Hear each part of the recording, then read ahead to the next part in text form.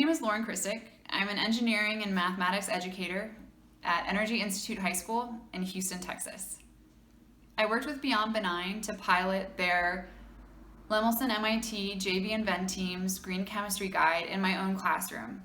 You're about to hear from Ben Barnes, who's one of my students. He actually went through the guide with me, and he's going to talk about his experience. What we sought to do in this project was connect the chem attitudes and invention education frameworks in a way that made sense to students.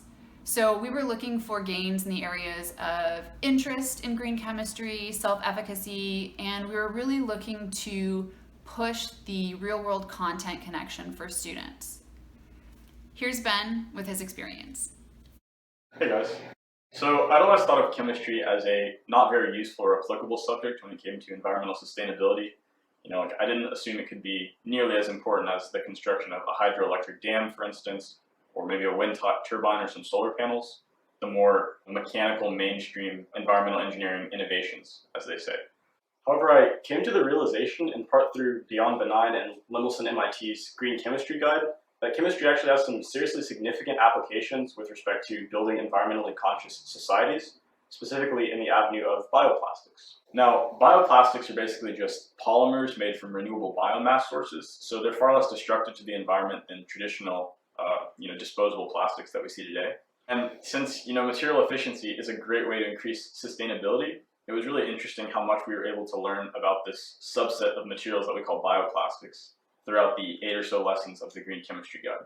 Now, the term bioplastic wasn't a new one to me, but I had next to no experience with the material composition of bioplastics or its various applications.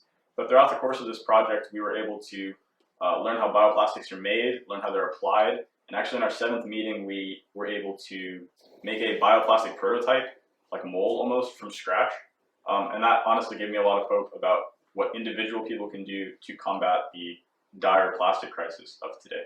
And actually combining this knowledge with the knowledge I gained at school about 3D printing, it would be relatively straightforward to 3D print molds for bioplastic solutions that we create to make practical bio-friendly products like door stoppers, cup holders, or even phone cases. And in order to combat the use of these ordinary plastics and the lack of use of materials like bioplastics, some friends and I are actually applying for the Invention grant through Lemelson MIT with the goal of engineering a straightforward method of recycling these ordinary plastic products using current 3D printing technologies. So yeah, that was the 2-minute version of everything I learned and was able to apply through the Green Chemistry and Invention Connections project. Big thanks to everyone who made this possible.